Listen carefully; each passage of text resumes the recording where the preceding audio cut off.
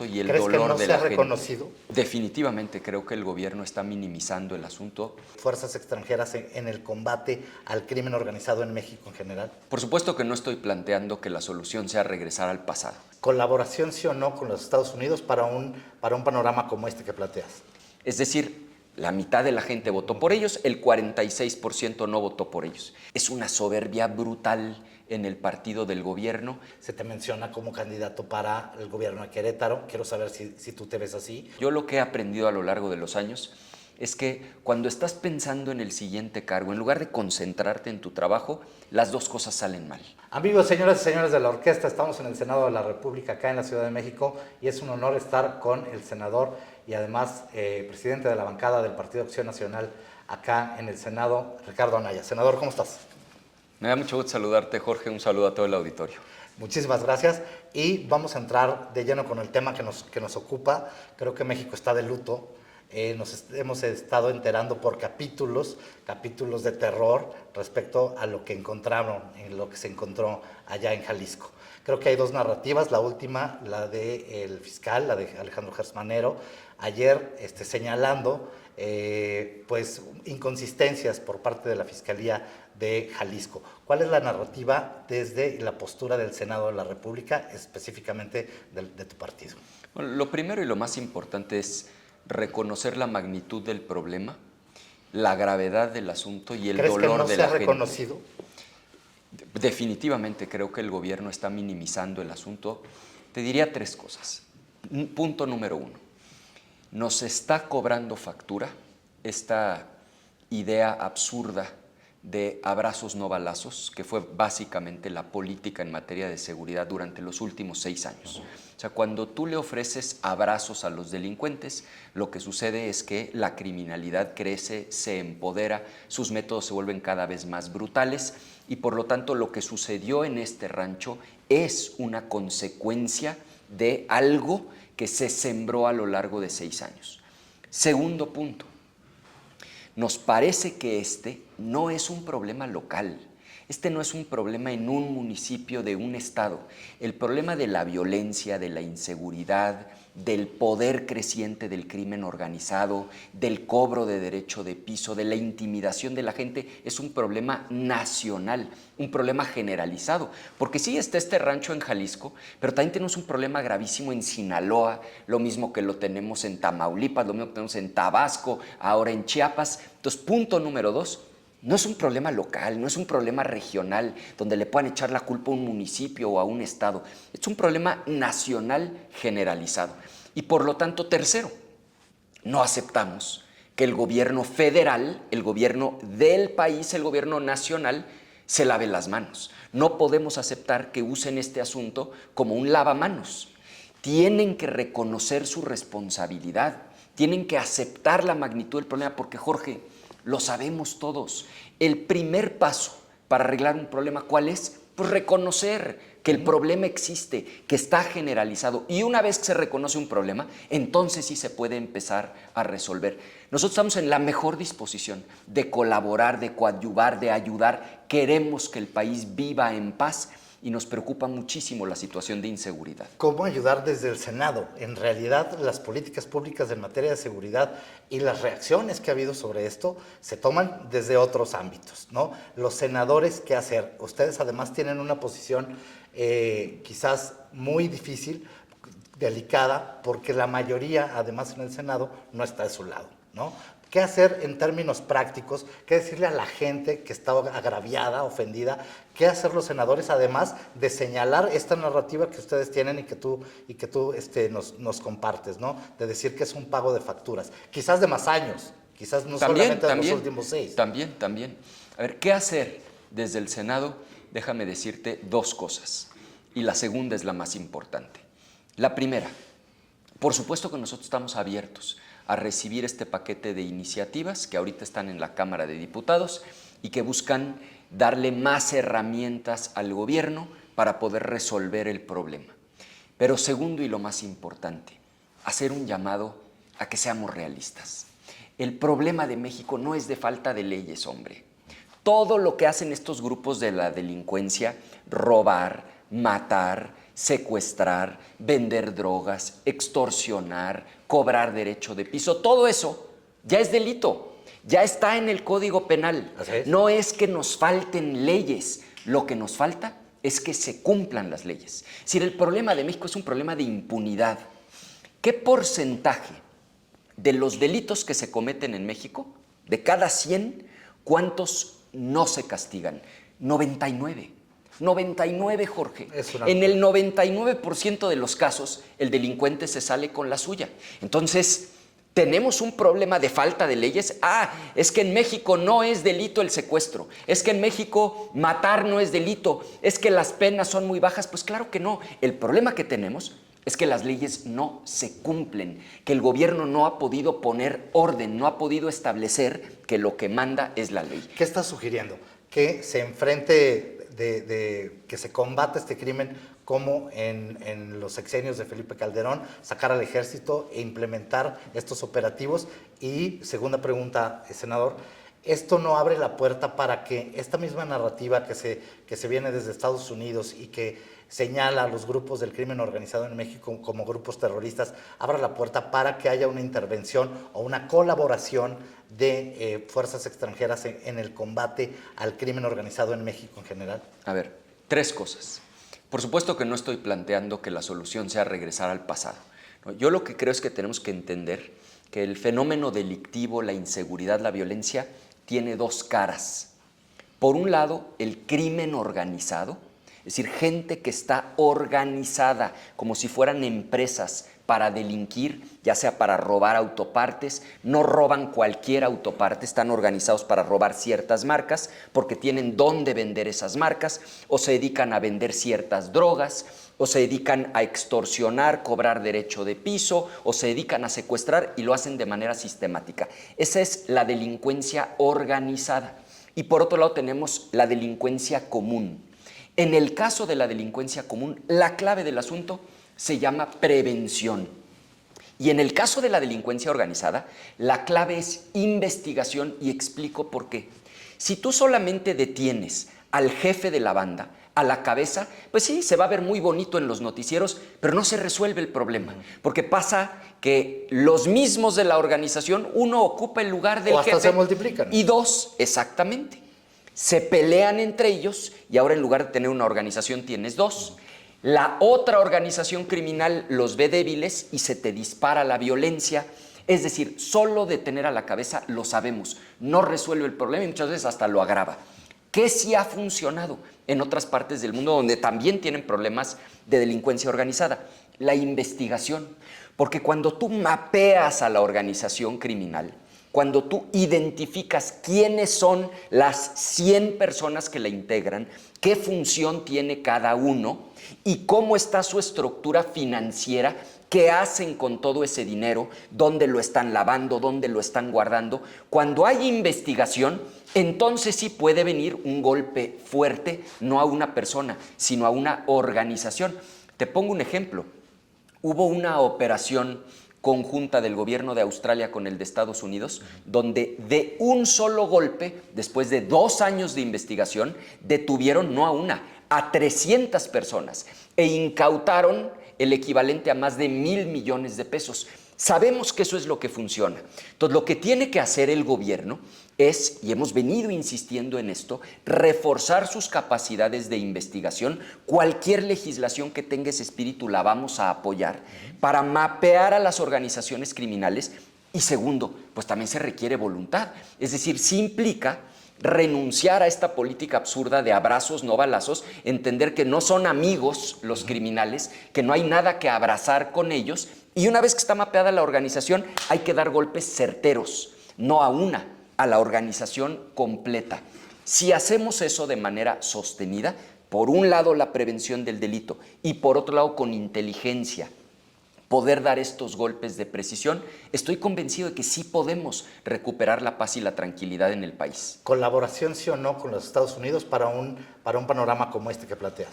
Yo lo he planteado con mucha claridad. Así como tenemos un tratado de libre comercio que establece las reglas para comprar, vender productos, para que México exporte un producto a Estados Unidos o México lo importe de Estados Unidos y viceversa, lo que necesitamos es firmar un tratado de esa misma calidad, calibre, seriedad, pero en materia de seguridad. ¿Por qué? Porque el problema es compartido, Jorge. Es cierto, el grueso de la droga cruza de México hacia Estados Unidos. Y eso es las armas verdad. vienen de allá para acá también. ¿De dónde vienen las armas? Pues las armas vienen de Estados Unidos a México.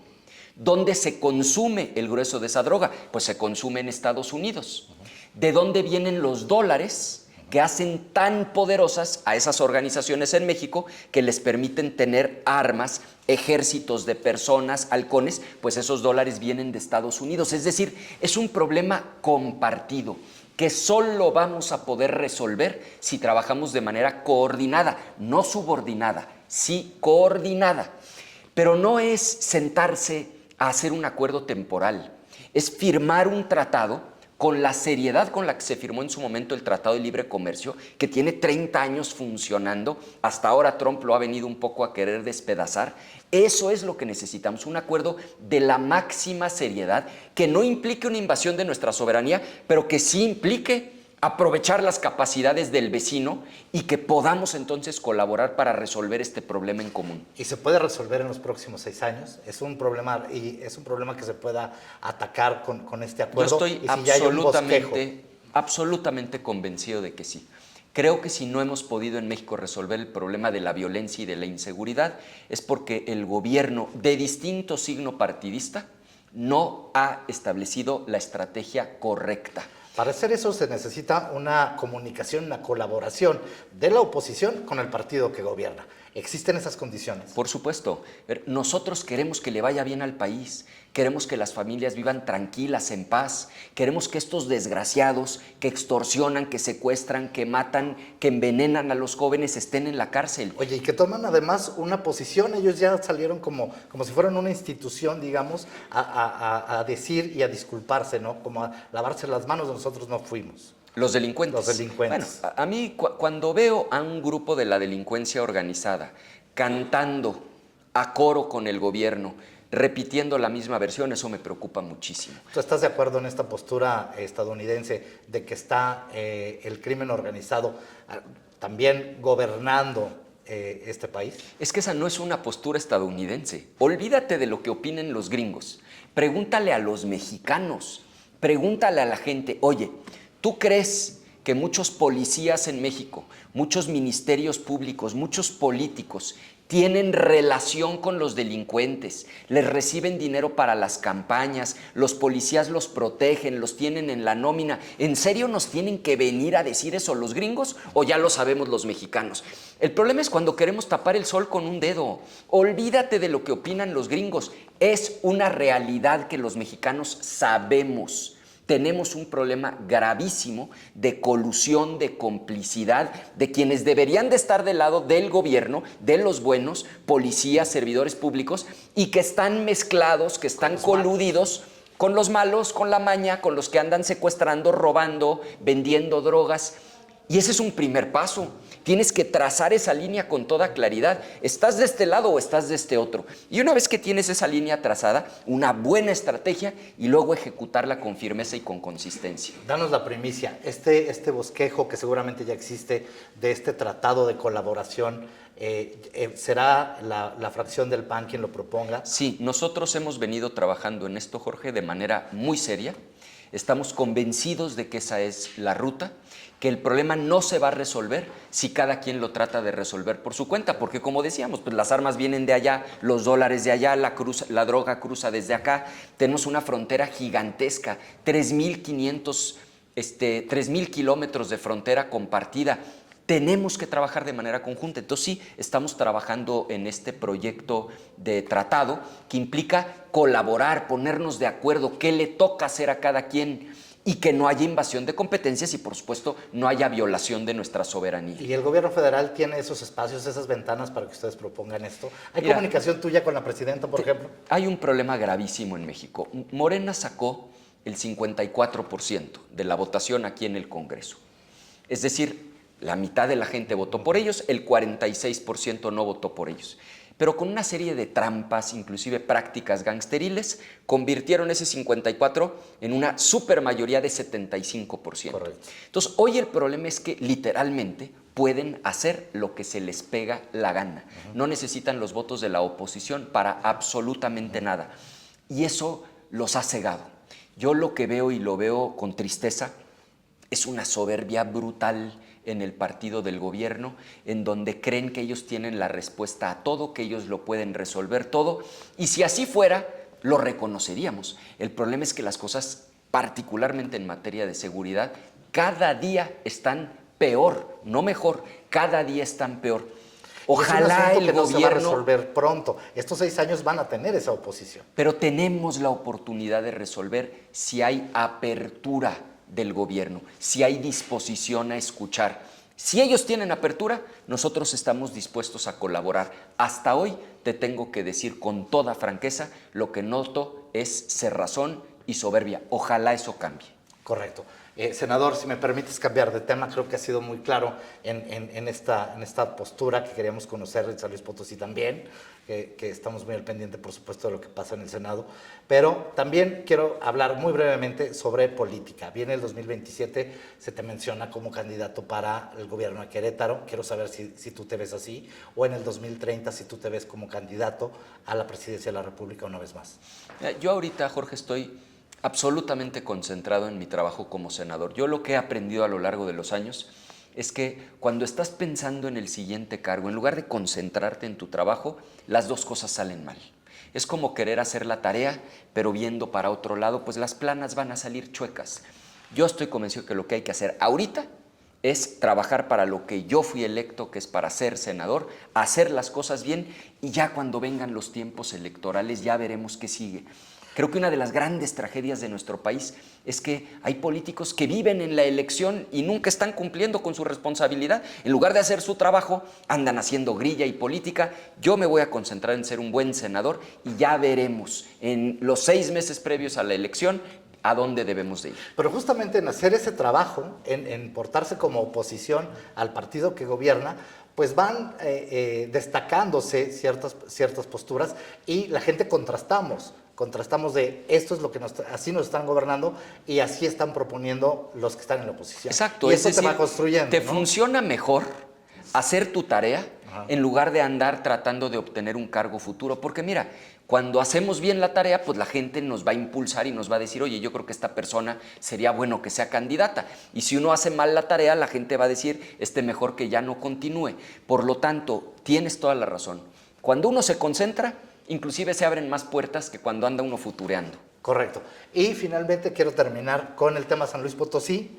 Específicamente, hay otros estados en los que el PAN, internamente no están en el mejor momento, vamos a dejarlo así. En San Luis es uno de ellos, se quiere reponer la elección de la presidenta del comité estatal y pues eso no abona a que la unidad partidista esté como toda de su lado, cuando más lo necesitan, que hoy necesitan más unidad porque son una oposición frente a Morena, ¿no? Entonces, conoces el tema, ahí se va a repetir la elección y dijeron que Durango era la última elección en que iban junto con el PRI, ya no sucederá esto también en San Luis Potosí, ya no van a ir en esta alianza, ¿sabes del asunto?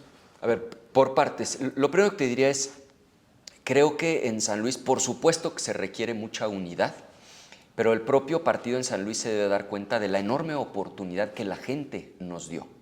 Porque Morena estaba muy confiado en que ellos iban a quedar en segundo lugar y que por lo tanto se quedaban con los 2 espacios del Senado, que metían uno por el Verde y que el otro lo metían por Morena, y Verónica obtuvo una gran votación. Ella es compañera mía senadora, la presidenta del partido en San Luis Potosí, y te puedo decir que ha sido una verdadera revelación aquí en el Senado.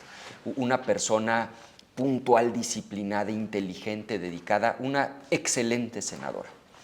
Y tercero, claro que necesitamos unidad en San Luis Potosí, y el llamado al PAN es pues que nos sentemos a la mesa a resolver las diferencias que existen y a entender que el enemigo está afuera, que los adversarios están afuera y que jalemos todos parejo.